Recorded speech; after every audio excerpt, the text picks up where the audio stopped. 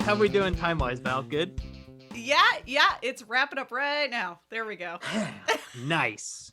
Hello, everybody. Hello, Twitch. Hello, future listeners in the world on if you're listening to this via podcast. As always, that was me dancing for 25 seconds. I can't hear the music. That's why I always ask Val, was that appropriate length of dancing? And you know what? I'm finding that the length of dancing is always appropriate, but the style of dancing is never appealing. Val, that correct? Hey, don't sell yourself short. I love the arm work. Thank you. The voice you hear is our technical support for the show, which you are watching right now, which is I Love Improv with Trent Dozier. I'm Trent Dozier. She's Val Agnew. Hi, Val. How's it going? Hi, I'm great. How are you? Living the dream. Doing improv on Twitch in the present and podcast in the future. Just how I like it, baby. Time traveler. Yeah, in a sense, yes. But in all seriousness, I am very excited about this week's episode. Another week of improv, another guest who I'm just over the moon to be able to do some improv with, and even more excited to chat about improv with. This is a very thoughtful improviser. And before I get to introducing him, I will say, if you're not subscribed to the Trident Network Twitch channel, that's what you're watching this on right now. Click the button below me. That is the subscribe button. I don't know if I'm anywhere.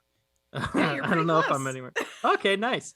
But hit that subscribe button and you get access to the Trident Network mascot, the Party Dolphin, and you can throw in some emotes in the chat if you want. The Party Dolphin claps are available. If I'm correct on that, Val, is that correct? Oh, you are so correct. I'm putting them in Nice. right now. Oh yeah, hell yeah, Party Dolphin claps, baby. Woo! So yeah, thanks everybody for joining us live now, if that's how you're choosing to consume this. And as always, thanks to the future guests. But without further ado, let's bring on the guest of the hour. This is a man who was a mentor to me in Chicago, who I now feel very lucky to consider a friend of mine, someone who I love as an improviser, loved as a teacher, had a few instances where he coached some one-offs for me, probably. Loved that as well. All around great guy. Please welcome to the screen or your ears or wherever, your hearts, Jorin Garguilo. Hey, Jorin, how's it going? Hey, great to be here. Thank you so much for having me. Thank you so much for doing it, Jorin. As you know, because I have outright said this to you. One of the inspirations for this podcast was your old improv podcast, the Department of Promethean Sciences, which I have listened to every episode. It was around before I got to Chicago, but when I got to Chicago, I found it to be a very helpful text that I loved, and I'm happy that it existed. And because of it, this exists now. So thank you. Well, I'm so I'm super thankful for that, just because that was my whole like, well, if my claim is that I'm going to be an improv academic, I should do something academic like scene studies, and like talk about craft and everything. I still feel racked with guilt with that over that, because it was like, it really was my intention to just sort of give that to you and have you run with it. But this is better. It's a better thing for you to do this than that. So well, thank you. Thank you for doing this. It absolves me of my guilt for being so slow at figuring out how to transfer ownership of that relic of a bygone era. You're the modern age, and that is like bronze or stone, perhaps. Well, thank you. I will say no guilt needed. Nothing, no bigger interference than life itself. And, sometimes life just gets in the way. Yeah. I find that I don't have enough mustard to do all the things that I would care to do. Yeah, I get that. A lot easier to think a thing than do a thing, unfortunately. Wow, that is true. Well, Jorin, this is what we do every week. First off, I am going to tell you some things that I like about you as an improviser, which I know receiving compliments very hard, but yeah, it's a real challenge for me. Well, but I will resist, because I do think I've thought about this a lot. And I do think who we actually are is who we externally manifest, not what we internally feel, because that's the only thing that will be the artifact that sticks around, you know? So as much as I may internally rebel from anything nice said about me, it is more likely to be accurate than anything I would say about myself. I think that's true. Well, you, me, and Val were talking before the show, and we were saying that, the harshest critics of an improv show are the people doing the show themselves. And I think that Yeah. is that. I mean, honestly, that I feel like that's probably true about everything in general, whether it's a creative endeavor you're in or not. I think all of us are our own harshest critics. If we're good people, yes. Yes, if we're good people. If you're dealing with a psychopath or someone caught in an ego storm, maybe not. But if you're with someone that's trying, then absolutely. Yes. Well, with all that being said, here's some things I love about you. First of all, I love watching you perform, because I loved having you as a teacher and watching you even host a show for all of this. The same overlying reason is you bring energy, and it's one thing to kind of bring energy, but the energy you radiate on stage or in a classroom or in a rehearsal setting or just in general when improv is about is this immense wave of positivity. And especially in class, I think about times where I would watch a scene as a student and be like, well, that fucking sucked. But even you talking about it can find the good in it, or the the takeaways from it. Like, just everything, you make everybody feel better and more comfortable immediately. You as a host is one of my favorite things. I don't think I do a good job of this, at least on stage, but I try to bring the Jorin levels of energy as a host, because you just make everybody feel comfortable. And I love that. I love your positivity on stage. As an improviser specifically, you are one of my favorite types of improviser, because you're kind of a jack of all trades, where you can play. Oh, thank God. I'm glad that you say that. you can play a huge character and just come in and basically do a character piece, or you can also help the show move along, which is something that I think is a very underutilized skill in a lot of people, especially in Chicago, especially in like Herald shows specifically. But that's neither here nor there. You are good at that, at helping a show move along, helping a show feel cohesive, feel like a piece, feel like something of one thing, as opposed to, a montage, a series of scenes or whatever. And that's something I strive for, that I think I've definitely improved on, dare I say, got better at, and am pretty capable of now, making something feel like a piece. But I think you should dare. Yeah. Dare to say it. Well, a lot of that was very helpful. I had you as a teacher at IO, and I had you as a teacher at CIC, and both of those experiences were very helpful and very formative to me as an improviser. What do you think about all that? Do you agree with that? Do you agree with that assessment of you, or do you agree that you were a good teacher to me? Well, I mean, I think that it's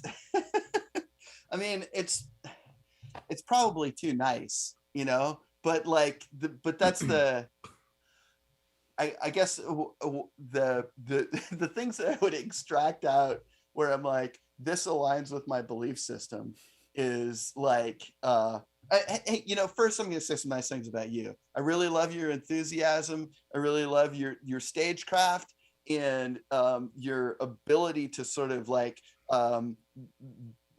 sit as a focal point of energy on stage and do a lot of important stuff. You're an irrepressible goof, but you also create lots of space for emotions to happen, and so you wind up being sort of like a really important pivot for every kind of show that you're in, as long as the people you're playing with are smart enough to realize that they can come to you for anything they need.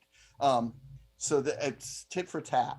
But I think the thing, so one of the things I think about sort of like, positivity is that, like, there's a difference between being nice and being kind. Mm, And I think that like it, it, and when I say that, I mean like nice is not very receptive, you know? It's just sort of a dumb thing that goes out there and like, kind of projects this ignorant thing and kind of like proposes like just a tenor no matter what. And I'm not as interested in that. So like people, so it doesn't shock me when people don't like me, and I think that's fine. But like kindness, I think is really important, and I think that that sort of speaks to. I hope that that is where my positivity comes from. mm. Um, in that, like people don't need help feeling like trash, you know, like I know that I don't need help feeling like trash, and so like kind of I don't think that as a teacher, um, like I don't think necessarily I don't find a lot of value if someone is coming to me to be like, I would like to learn how to do these things, to be a critic, Yeah. where I say, you don't know how to do the thing that I'm trying to teach you to do. Yeah. Like, obviously, right? Yeah. So, like, the path that's more important to me is like, all right, well, maybe we didn't get to the thing that we're trying to do, but these were the pieces that you did succeed at, and these are the things that you could use to try and get to our goal. And maybe we won't even ever get there while we're together. Yeah. But like, I'll have done my job if I've given you some tools to like improve on the things that you already understand and get to a new place of understanding. And so like that's, yeah, sometimes things don't go well, but like there's probably, in order to get them to go well next time, rather than telling someone what not to do, I'd rather emphasize the thing that they might be doing well already.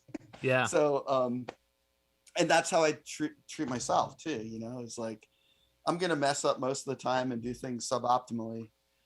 I will never be optimal, but I can look at what I did and try and improve my technique to be more optimal next time. But the thing that will make sure that something goes poorly is if in the moment I'm like, oh, this is terrible, I'm terrible, there is no moving forward.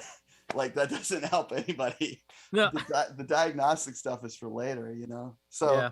so that's why when I play shows, I guess that's what I try and do, is sort of like be like, what is happening right now? What can I do, even if I'll do it badly, try and make this better?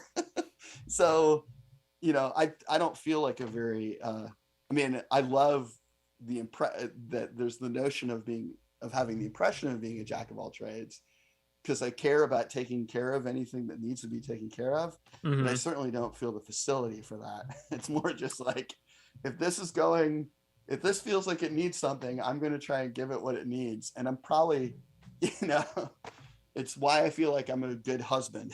Is that not that I do things well, but rather that I perceive that something needs to happen and I'll try my best. And even if it's pretty bad, at least I'm trying. That's the most Yeah. I can do. Yeah, I think it's way more important to try and show that you're trying, and to fail, which is, a tenet of improv, failure, than to not try at all and just act like nothing's wrong. And Yeah, you'll learn something if you fail. It's yeah. an iteration. It's not like this is the only time you do it, and this is like the this is what's the Egyptian scale god that where it weighs your heart versus a feather. Oh man, I have no idea. It's Thoth, where like basically your heart gets put on a scale measured versus a feather, and if it's lighter than a feather, you go to Egyptian heaven, and if it's heavier than a feather, you go to Egyptian hell. It's not one of those moments. It's never like the moment where you're judged for your value. Yeah. We perceive moments, but our value is the continuum. So fail and always try and move up, right? So always fail. Don't be afraid to fail, and always learn from your failures. I totally agree. So I don't know if that actually speaks to whether I believe what you said or not, but it's why what you said, I feel, does reflect the tenets I believe in. Yeah, I think it did. I think you answered the question. I felt like I got an answer. I won't share what I felt like the answer was, but just know that I feel like I got an answer. Oh, well, maybe later. Well, with all that being said, we got to do a little bit of improv. So Jordan and I are going to do a scene, and what we need now is a suggestion. So if you're here live in the chat and want to throw a suggestion in there, that would be great. Also, if you would, we would like a suggestion of something like a situation with two people as opposed to one thing. For example, as opposed to the suggestion of book, I would like the suggestion to be like book. Jorin. Yeah, no, Jorin is the owner of a bookstore and Trent is trying to buy a book, but Jorin is trying to sell him a different book. Something like that, something very specific. Honestly, that was probably the best example I gave in every episode so far. Really good. Like, I mean, it plays into our natural characteristics, so it was pretty good. Now there is a bit of a delay between what we're saying and what everybody is hearing, so we'll wait for about 10 seconds. And Val, if anything comes in suggestion wise, let us know, and if not, we've done it before and we'll do it again, and Val will give us a suggestion. But either way, we're gonna have fun doing some improv. Oh, I dearly hope so. I intend to. It's great to see you. It's great to see you. I haven't seen you in, man, probably March. Yeah, it's been like pandemic. A year and a half for sure. Yeah. It was one of those things. I was telling Val, I was like, I just found out the two of you were in California, and I was like, huh. Well, I guess that makes sense. It makes sense. Good for them. But I was like, what? It's a real French exit kind of deal, But I mean, lots of folks are doing that sort of It was thing. the time. It was the time to do it, and it got did. Val, do we have a suggestion? Well, so we have a one-word suggestion from our kind viewer, Horse Detective. And Horse Detective said rubber. So what I'm going to do is I'm going to extrapolate from rubber for you. Love that. Gotcha. Thank you, Horse Detective. And also thank you, Val. So you two are working in a rubber factory. And you both are vying for the open foreman position, but you're best friends. Got it. Wonderful. Mm-hmm. Thank you, Val. Thank you, Horse Detective. Have a great time. Thanks to the both of you.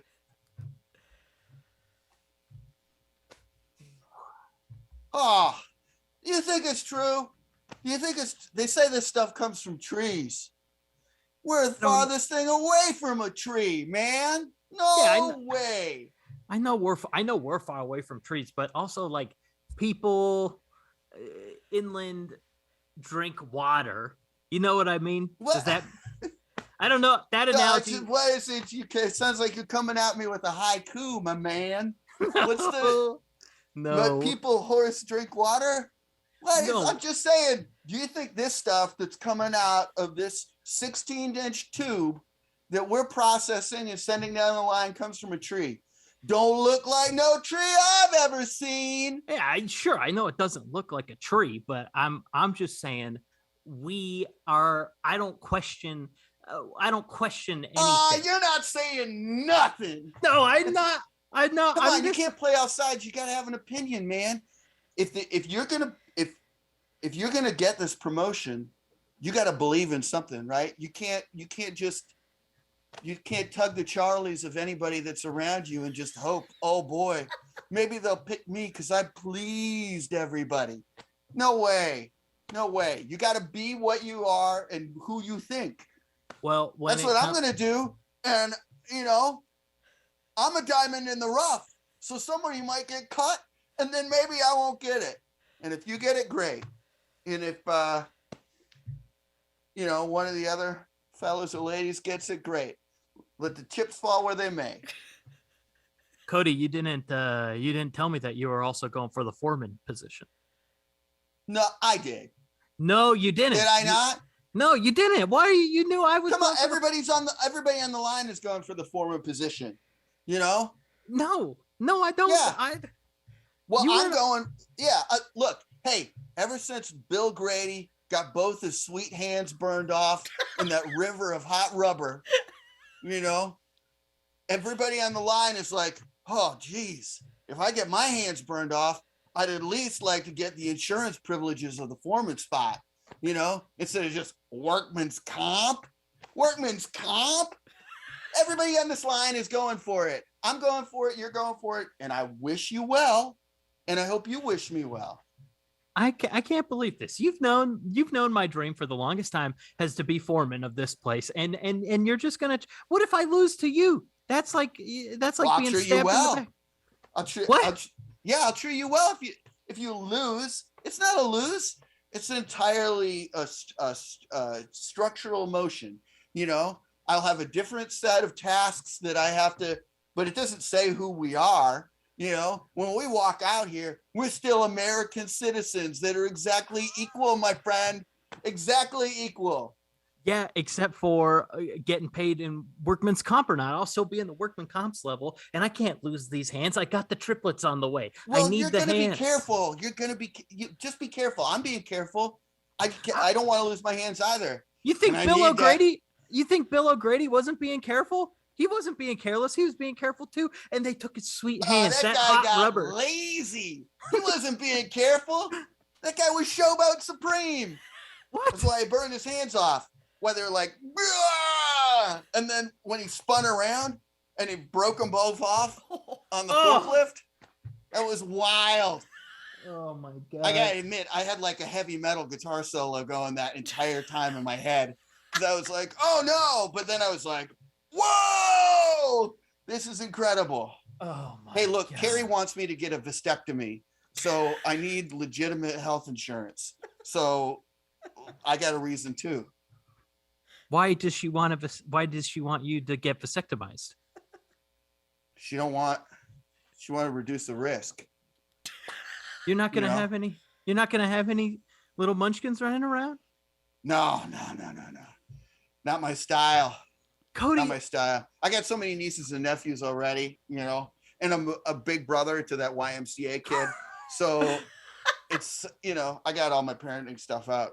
So Cody, I'm about to have triplets, and you're telling me that my triplets aren't gonna have my best friend's kid to play with? No, they'll have your best friend to play with. I'll be like a second dad friend to your kids. Look, that's just the deal, man. That's the way it goes. We had a very mature adult to adult conversation, and we decided that the best thing to do was for me to get a vasectomy. So but I'm not going to do that on my own dime. So that's where the pressure comes in. Yeah. I got to get the foreman health insurance so that I can get it. I didn't know. Get it taken care of. Yeah, I didn't know about the vasectomy. I'm sick of ejaculating into a cup. So, Yeah. What I'm saying? Yeah, Sorry, I do this know. is usually lunchtime talk. But since we're already on the, No, I don't mind. I'd rather have this conversation while I'm not sucking down my tuna sandwich. So that thing is so mayo heavy. Yeah. I'm gonna razz you every time. How about a little tuna in that mayo? No, I like it. No, I like it wet. You got to get it wet. You need a lot of mayo in the sandwich. Wet I'm trying. Nothing. That's greasy. No, it's wet. It's wet. I guess mayo's not wet. It's greasy. Well, yeah, it depends on your definition of wet. I would call the tuna greasy. The mayo's wet. No, mayo's greasy. It's like an oil. Come on. You're telling me it's, like, okay. Imagine you this. You're walking down the street and it's in in the neighborhood immediately outside the factory, which is crazy. And I'm so glad that we have that garage parking. But say we go out for lunch. Okay, I'm picturing it. You're walking down the sidewalk, you see a glob of something on the sidewalk, and a miscreant runs up, lights a blue tip match, throws it on the glob, it bursts into flames. And then you realize that it's mayo. So, does that surprise you? that it burst into flames, or does it make sense in that moment? Just That's knee jerk. Surprises me. No way! It's virtually petroleum. Oh no, I'm absolutely stunned that mayo's flammable. No, the most surprising thing is that it was there in the first place and somebody ran up to it and lit it on fire for some reason. The least surprising thing is that it lit on fire. Well, the most surprising thing is that someone knew that it was mayo, because we didn't, in the scenario, we don't find out this information until after it's lit on fire. Who's telling us in the scenario? Who's telling us that this was mayo? How are we finding that out? You can see it's clear. What else is it gonna be? Whale fat? Tallow? Actually, well, you know what? Here's the craziest part. I don't know if it's the craziest part of the scenario, but the most unbelievable part of the scenario is that we're out in that neighborhood walking around. Yeah, it's true. It's very true. That's the most. I would never. It's scary. I drive through it and my heart's in my throat every single time. I got triplets on the way. I wouldn't be in that neighborhood. Feel like I'm gonna get dragged out of my car and somebody's gonna do a butterfly knife trick and then put me back in my car and I'm gonna drive home and just be scared for the rest of my life. Just like not the thought that something bad did happen to you, but kind of the thought of like something bad could have happened to you, but I let you live. That's way scarier. And then you got to live with the trauma. Yeah. You know? And it's minor trauma, but still that's the kind of stuff. I flipped this guy off once and he chased me into a movie theater parking lot and threatened me with a bar, like a metal bar, because he thought and then he drove away. He just had a metal bar in his car? Yeah. What? And that's going to be with me for the rest of my life. Oh my God. But I probably could have worked through it if he actually beat me, as long as it wasn't a fatal, or disfiguring. Yeah. Well, now, not to kind of pile on here, but I'm sure now you're thinking about it, man, every day around every corner, any place. It's a real what if. Yeah. Yeah. That's what I'm saying. And it's that neighborhood we drive through is full of what ifs. Anyway, Gary, I know Gary's up for it. And that guy's got a master's of business. So I would say that we're both on the outside looking in. We're fucked. So bring your A game is what I'm saying. I'm going to bring mine. I'm going to bring my A game, but I don't have a master's of business to bring to the table. I barely graduated high school. Yeah, I know. Me too. I barely graduated high school. Solid C+ student. Same. No superlatives. But that's the thing. Is like you got to bring your intangibles, your personality, your warmness. That's what I'm going to bring. I'm going to bring my drive, which is hard and heavy. And hopefully will be so, no matter what happens to me. Cody, can I ask you something? Yeah. Maria begged me not to do this, but I just kind of, I don't know. I feel like I got to overrule her here. Oh, you're in dangerous territory. Because the one thing I know, just hear me out. It's like you got to respect. You got to respect what the meeting of the minds has come to. There's plenty of things that I would have done had I not come to an agreement with Carrie. Okay, look, hey, you're right. You won this debate by presenting a better set of pros and cons than I did, and it's kept me in one piece. Solid job, wonderful friendships. Okay, I hear you.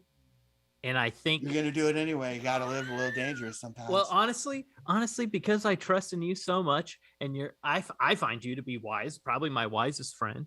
And I think, thank you. I mean, you just hear the wisdom you're dropping right now. I think you'll agree with me, and I think you'll agree that Maria is in the wrong here. And again, she has strongly said that she doesn't want this, but I just think it's the wrong choice. I would like you to be the godfather to all three of all the triplets. Yeah, you're gonna have to work on her to get that okay. Well, here's what I'm saying. As long as you're in, I'm just gonna lock you in now. And slowly work on her over time, or just kind of day of be like, good job, all the babies are healthy, fingers crossed, everything comes out cool, and then be like, Cody agreed to be the godfather. I would love to. I would absolutely love to. Yes. And I'm doing it. And that is, I do it also knowing I'm going to be in huge trouble with Carrie. Should you should you and Maria experience some sort of tragic incident, say you're at a garden center and you both get impaled through the brain by rebar, right in a line, like a human head shish kebab thing, and then you're down, and then the triplets are out, and then because then the responsibility of the godparent is that you're my kids now. Yeah, and I'm like, yeah, great. Oh, yeah, I found the loophole. I got kids, But then Carrie's like, this is the reason we had you get that vasectomy in the first place. Yeah. And now I've got kids. So it'd be a real, Shyamalamian twist to the whole situation, which is great because I'm into it. I love everything. It would be, I would imagine a camera about 30 feet away from me, and every time it came up, like we weren't supposed to have kids, and now I have my best friend's kids because he and his wife are dead, I'd be like, twist, That's the scene.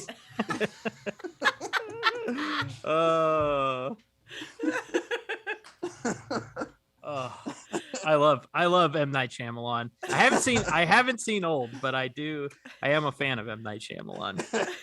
I've got a real appreciation for his spirit, but also, come on, dude. He is very hit or miss, and he's got, I'll say it, more misses than hits. But yeah, he's way out there. Seeing the trailer for Old and then seeing the title Old come up, it's like, oh no, man. What are you doing here? We just started to trust you again. After The Servant, and now you're gonna hit us with Old. But what do I know? I liked Lady in the Water, which is his most reviled movie. So but I liked it. I love the whole the Glass trilogy. I'm a huge fan of, and I know a lot of people think that sucks, but I don't. I don't, and I really liked Glass. I thought Glass was good and a great ender to the trilogy. Yeah, that's what I'm into, people liking things, even if I don't like them. I like it when people like stuff. That's like a positive. See, that's what I was saying at the beginning, Jorin. All about the positivity. You'd rather have people like stuff than have people hate stuff. Well, yeah, it's way more interesting. That's a way more interesting deal, for people to like stuff. Yeah. Well, that scene was great. I had a lot of fun. I had a lot of fun with these. Val's nodding. Good. That was great. Thank you, Val. I had a lot of fun with these two goobers. One thing I love about you is that you are a performer who can. Tell me if this makes sense. You are a performer who does wild scenarios, but it stays in the real world, or like in the real world of those scenes. And that felt like, to this scene, all these scenarios were real and these two guys were real. And like, if you were at work in the real world and you saw these two dudes having this conversation, I feel like you'd be like, these are cartoon characters. But in this, it felt legitimate. Like these were legitimate things that were weighing on these guys. I don't know. Did that make sense? Yeah, I think so. Because I'm a huge fan of internal logic, Mm-hmm, I'm like, mm-hmm. Do anything. It can be as hyperbolic or as big as it wants, as long as there's internal logic and there's real people that care about stuff. And like, I've worked with cartoons. I've too, or been around them. Like there's plenty of times where I think going through my day-to-day life, I have moments where I'm like, come on, man.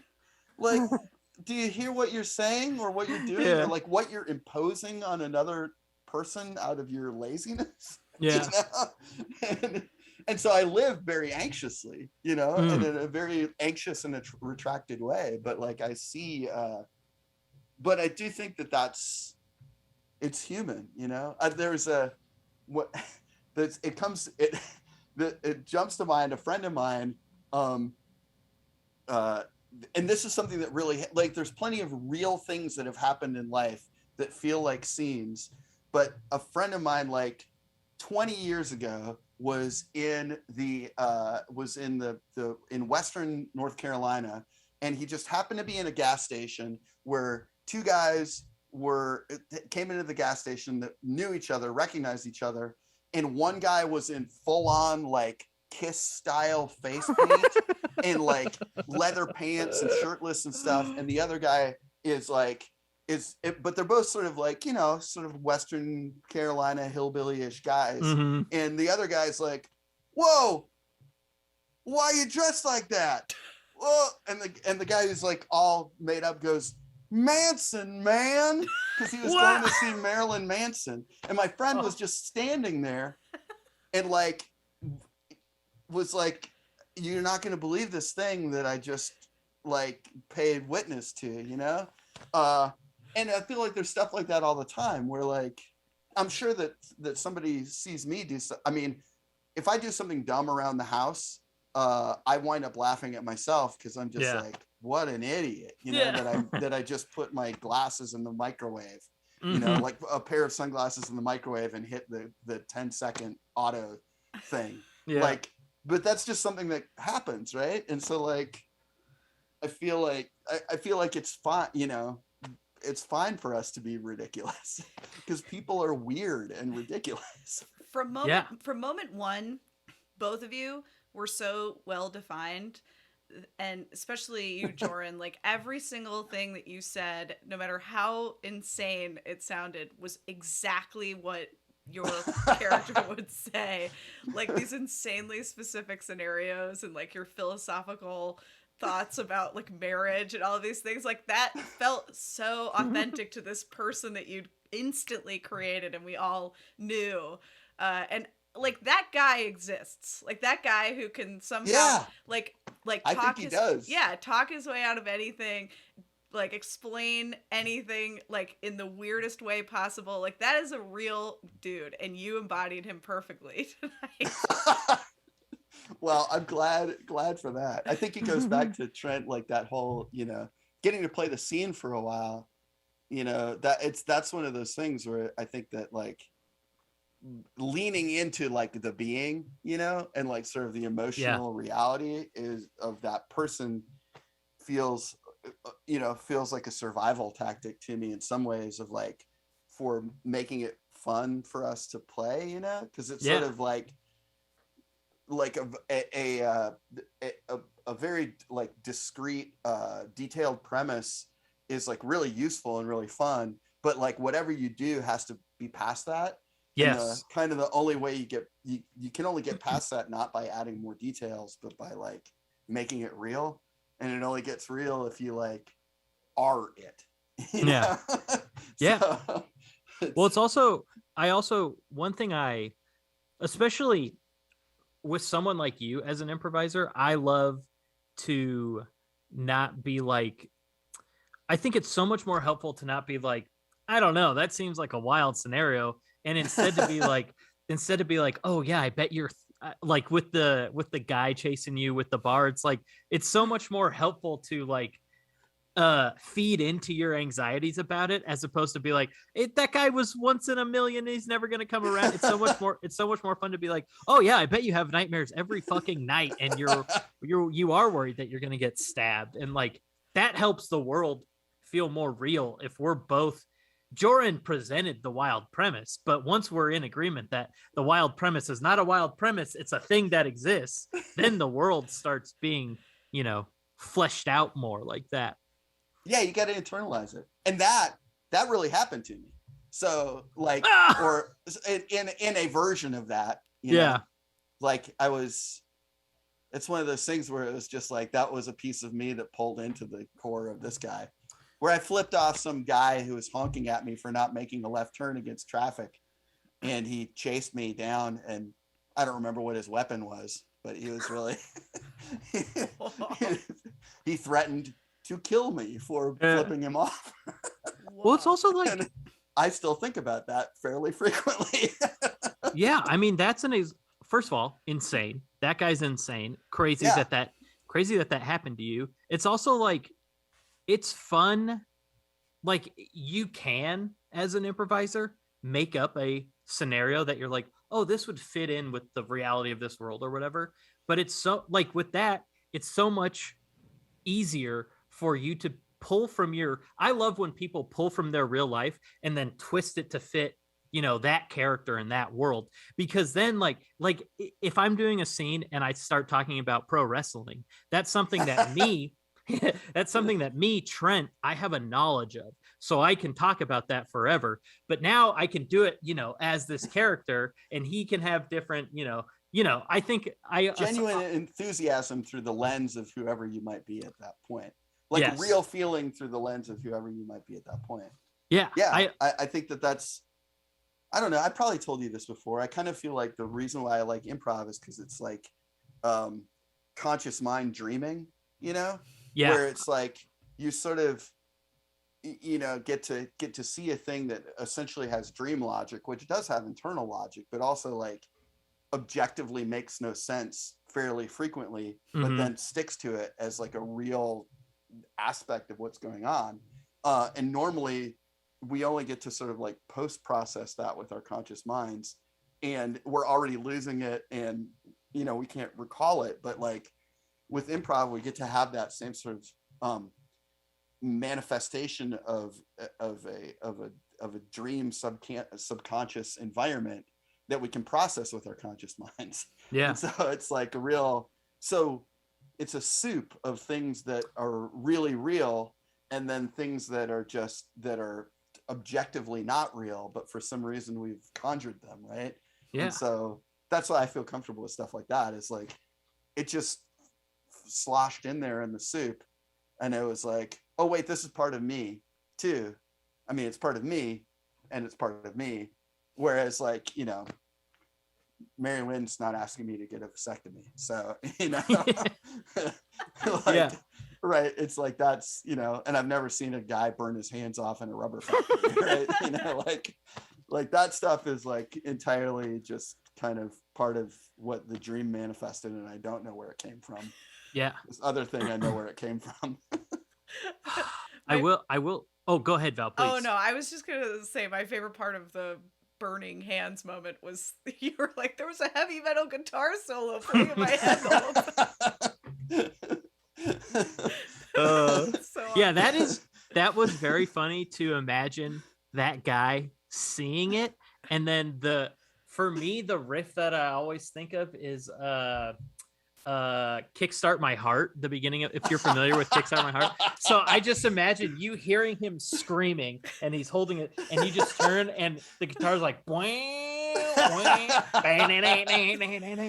and you're just like, oh.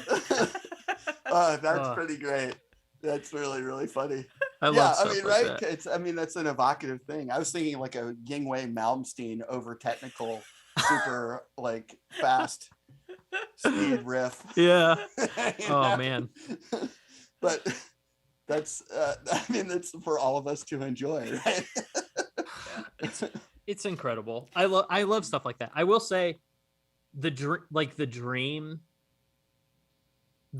talk of dreams and like the conscious dreaming and all that, it does make me think of, and this is admittedly a toot of the own horn personally, but I will say only kind of, because I'm not there anymore. But if you're in Chicago, I feel like a team that, if Jorin's doing the scene explaining that, and then you literally see the music happen. If you're in Chicago and you ever have a chance to go see my former team at CIC, Fair Dinkum, absolutely, yeah. Go like Fair Dinkum, for sure. I can just see that, the whole, like, you, the character, describing the scenario, and then other people building out that world and seeing the whole scene.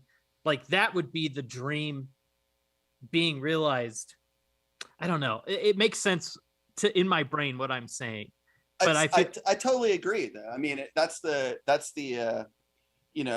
like Fair Dinkum is absolutely like that, where there's sort of the if it and like a academic, this is how an improv show works, has a lot of mechanics that are like scene, transition, scene, groups, where everything is sort of like neatly put in its Tupperware for like what size it is and what it ought to be and where it's stored. And and the teams that I particularly love watching are those that don't do that, that still have a show, that feels like a complete show, that is not just like a series of scenes and random things, but actually feels like a complete thought about something, even if it's subconscious, and has fuzzy edges and stuff that pops up that is not like a palpable traditional scene, but maybe more of like a piece, or like is less lyrical and is more atmospheric, and like I love teams like that, and Fair Dinkum is absolutely like that. Black is another team like that, where it's like things break down and you just feel something and it all fits in with what you were seeing, but you don't know quite what that was. I mean, the best teams I've ever been a part of, I feel like fall that way too. I mean, which maybe just is like, oh, that's what I like, so that's why I think it's the best. I think the best.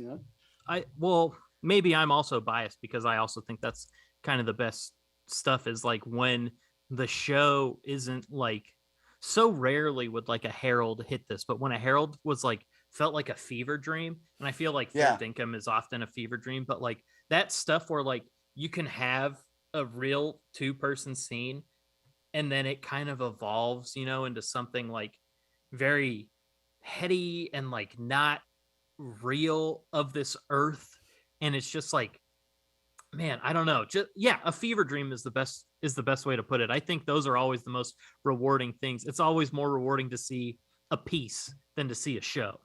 Totally, I completely agree.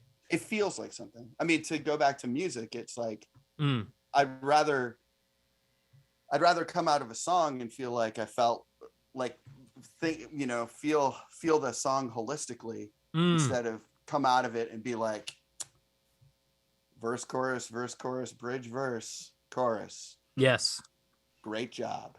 Excellent technical execution. Like I'm not I think that unless you're sort of like in the track of like learning something technically and like are so geeked out about just learning technique and mechanics, we don't absorb art that way.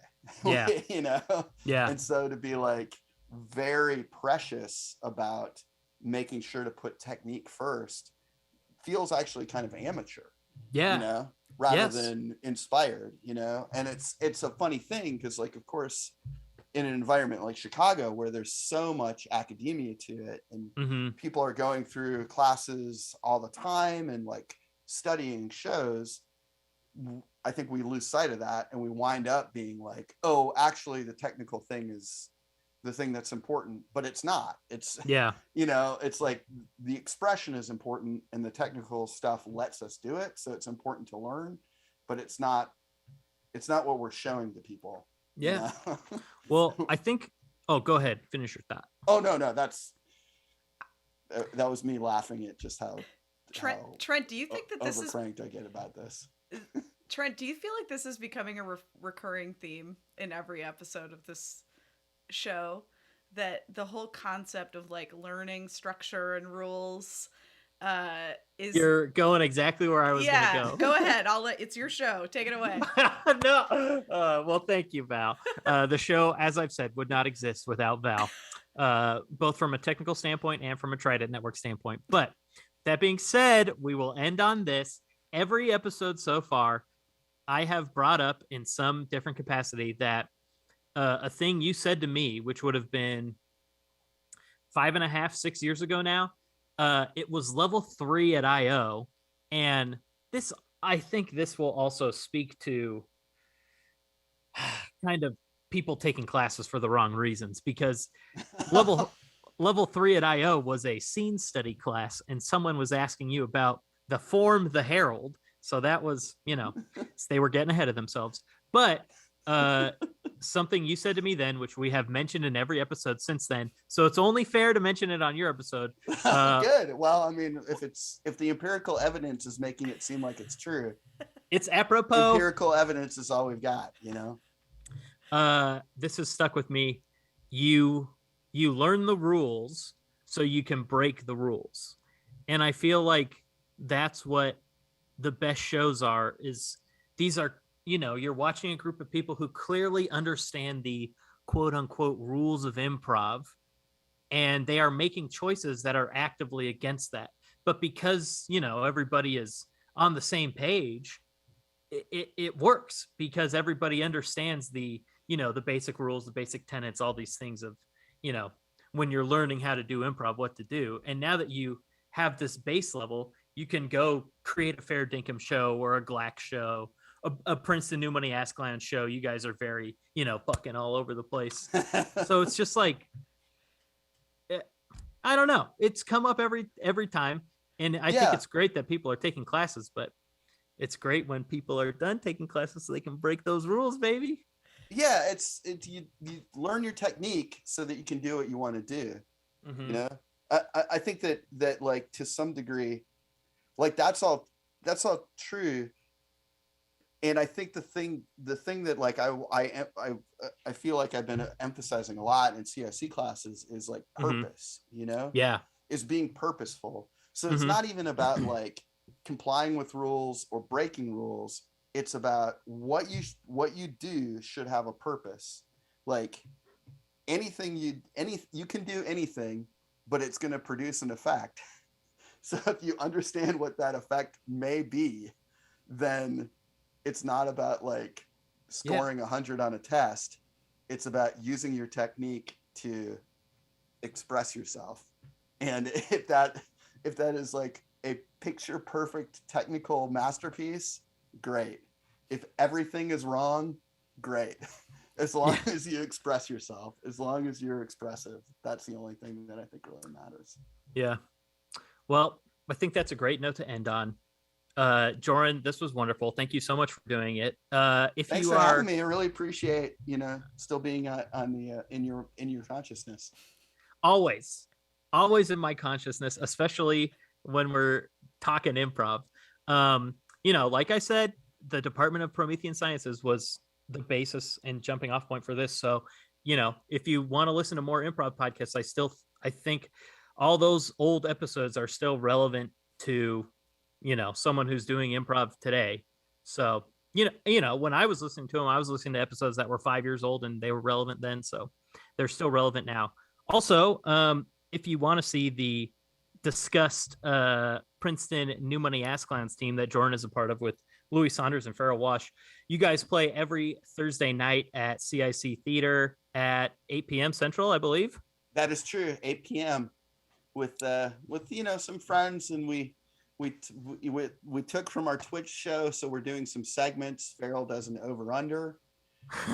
He says 3 things that are overrated, 3 things that are underrated. Oh and my God! That's properly rated. Louis doing Criterion Corner, where he shares some Blu-rays from his Criterion collection, and then occasionally I'll do something. Lovely. Well, all 3 of those guys are great performers. So if you're in CIC, or excuse me, if you're in Chicago, go to CIC either on a Thursday night or any other night of the week. For my money, that's the best improv in town. At least pre-pandemic it was. I gotta assume post-pandemic it's still doing a good job. We're trying. It's been great. I mean, which is difficult for me to say because obviously I want to immediately run away from anything that sounds florid. But it's really been a great time being back. Well, that's great. Thanks for joining us, Jorin. Val, would you like to talk a little bit about Twitch for a second? Yes, sir. For anyone watching, you are on Twitch. Thank you for being here. If you haven't already, follow us. And if you haven't already, please subscribe because your subscriptions help us to continue to have this platform to do what we do. And if you happen to have an Amazon Prime account, you can actually subscribe at no cost to yourself as part of your Prime membership. And I'm going to put a little shortcut in the chat right now so that you can follow some fun, easy directions. It takes about 4 clicks, and you can help us out and not even spend a dime. So much appreciated. And you'll be keeping this show and all the other great shows that are on our channel going in perpetuity. Yeah. We are not. I Love Improv with Trent Dozier is not the only Trident Network Twitch show. Every Thursday is Improv on the Trident Network.